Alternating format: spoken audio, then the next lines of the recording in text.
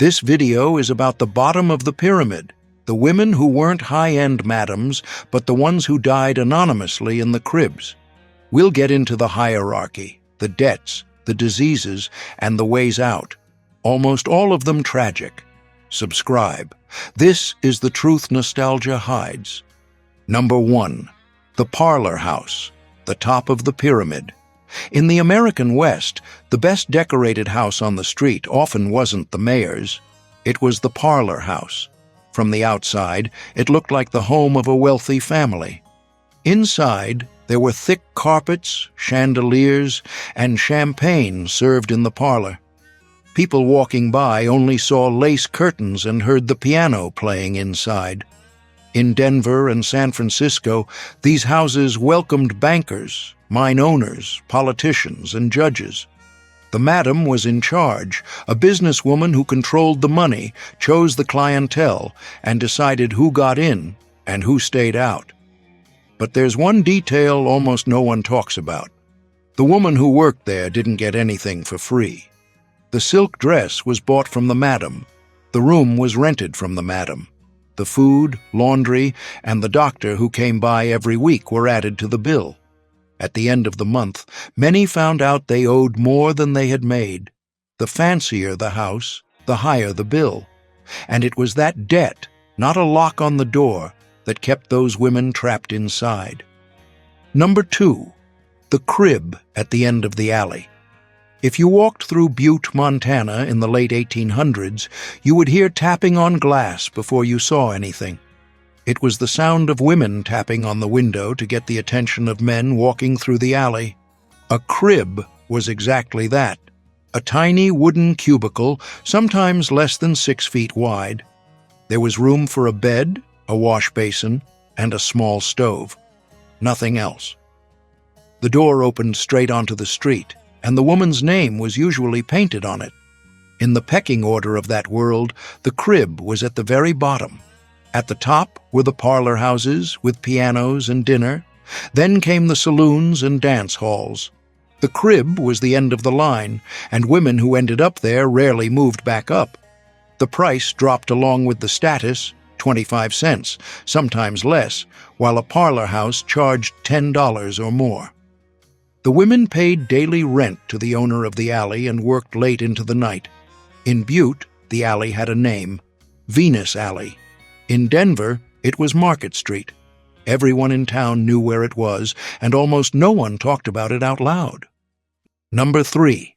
The rent that never got paid off. Imagine a room the size of a closet, a bed, a chair, and a door that opened straight onto the sidewalk. That was the crib. And the woman who stayed there paid rent every single day, not every month. The price was deliberately high. Rent alone ate up a big chunk of what she made. And it didn't stop there. The food came from the house, the clothes came from the house, the soap came from the house. In many places, the opium came from the house too. Everything was written down in the owner's ledger, everything at an inflated price. At the end of the week, the numbers never worked out. She owed money.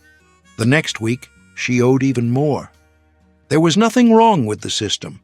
It worked exactly the way it was designed to. As long as there was an unpaid debt, she didn't walk out that door. In cities like San Francisco, Denver, and New Orleans, rows of these doors took up entire city blocks. Historians have a name for it: debt bondage. There was no chain around the ankle and no public auction. There was a ledger, and that ledger held those women tighter than any lock ever could. Number 4. In the gold camps of the American West, there was a job with a strange name, hurdy-gurdy girl. The name came from the hurdy-gurdy, the hand-cranked instrument that played all night long. Many of these young women were German, brought over by businessmen who paid for their passage and then deducted everything from their wages. The contract lasted for years, and the travel debt disappeared very slowly. The job was simple on paper: dance. The miner bought a token, handed it to the woman, and got a few minutes of waltzing. Each token was worth about $1, the price of a full day of hard labor. After the dance, he was taken to the bar and paid for both of their drinks. The saloon owner kept half of everything. And here's the detail the official history doesn't tell you. On paper, they were just dancers. The city records, the licenses, the contracts, everything said dancer. The line separating a dancer from a prostitute wasn't moral or real. It was bureaucratic. It existed on a piece of paper kept at City Hall, and no one inside the saloon cared to check. Number 5. Mercury as medicine. For nearly 400 years, the standard treatment for syphilis was a metal that today can clear out an entire building when a thermometer breaks. The saying at the time said it all. One night with Venus, a lifetime with Mercury. And this wasn't some roadside quack medicine. It was what the best hospitals in Europe taught. Doctors rubbed mercury ointment on the skin, prescribed calomel pills, or locked patients inside steam cabinets with mercury burning underneath. The sign that it was working was salivation. Some doctors required more than a quart of saliva a day. Along with it came raw gums, teeth falling out, trembling hands, and failing memory. Many women in brothels spent years in this cycle. Syphilis progressed slowly. Mercury took its toll first. Many died from being poisoned by their own treatment, and no one could tell what had actually killed them. Salvarsan didn't appear until 1910, and penicillin came in the 1940s. Until then, the cure and the disease went hand in hand.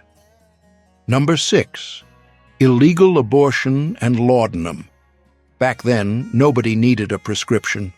You could walk into the corner drugstore and leave with a bottle of laudanum, which was opium dissolved in alcohol, for less than the price of a bottle of whiskey. They sold it for toothaches, coughs, and even to calm babies who cried too much. For women who got pregnant outside of marriage, that bottle became something else. A pregnancy like that could ruin the reputation of the entire family, so many went looking for people who promised to take care of the problem in back rooms, far from any doctor. Nobody talked about it out loud, but everyone in town knew where to knock.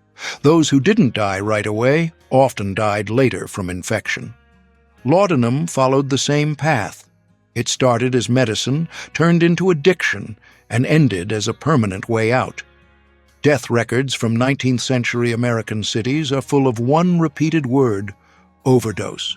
Many of those deaths were recorded as accidents because the family preferred it that way, and the town doctor signed off without arguing. Number 7. The customer violence no one punished. In the Old West, when a prostitute turned up dead, the case almost always died with her. The sheriff wrote down her name, the newspaper gave it 3 lines, and no one ever brought it up again. In the eyes of the law, that woman had no family demanding answers, no respectable last name, no vote. She was disposable. A man could beat her, and the next day he was back in the same saloon. That's why the case of Julia Boulette stands out so much. She was the best-known woman in Virginia City, Nevada, honorary firefighter, champagne, a private box at the theater. In January 1867, she was found dead inside her own home, strangled and robbed. And here's the part that's disturbing. What sent John Million to the gallows in 1868 wasn't just the marks on her body. It was the jewelry and fur coats he tried to sell. The physical evidence mattered more than her life. Thousands came to watch the hanging. Few asked how many other women with no jewelry to steal never got a trial. Number 8. The age almost no one reached. When historians looked into the records from 19th century red light districts, one detail stood out. Almost all the women on the lists were between 18 and 25 years old. It makes it look like they left that life when they reached their 30s. They didn't. Most of them never made it that far. Census records, hospital books, and burial records all tell the same story. Incurable syphilis, tuberculosis spreading through windowless rooms, mercury-based treatments that poisoned the people taking them. Add opium, alcohol, and violence from customers, and the average time women stayed in that world was between 5 and 7 years. In New Orleans, London, and the mining towns of the American West, the same pattern repeated itself. The houses had new women every few years. Names disappeared from the records, and no one asked where they had gone. That's why the number is misleading. The 18 to 25 age range doesn't show the age of the women who worked there. It shows the age when the bill came due. Number 9. Marriage as a way out. In the Old West, the numbers never added up. In mining towns across Colorado, Nevada, and Arizona, there were 10, sometimes 20 men for every woman. That turned marriage into a rare commodity. A woman working in a brothel could get a marriage proposal from a man she had met the night before, and many said yes that same week. It was the fastest way out of that life, trading a rented room for a home, a last name, and a marriage certificate. What no one talked about was that the past came with her.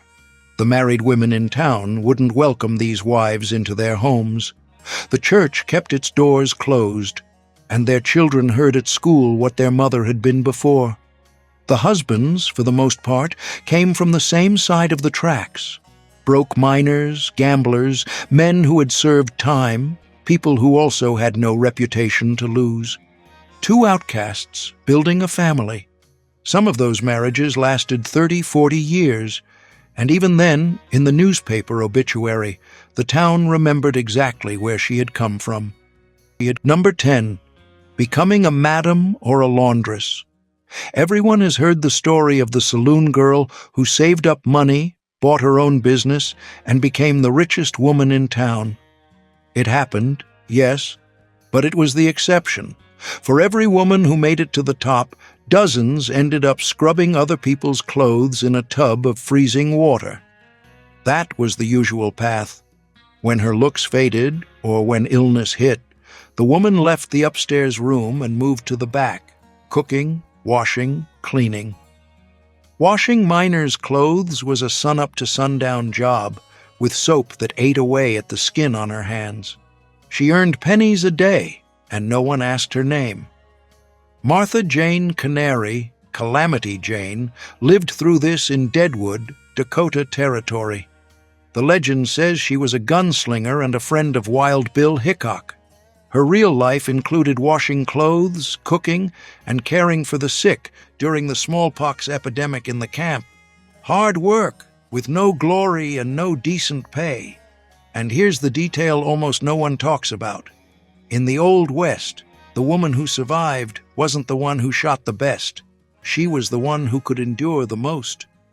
Number 11. Shameful charity.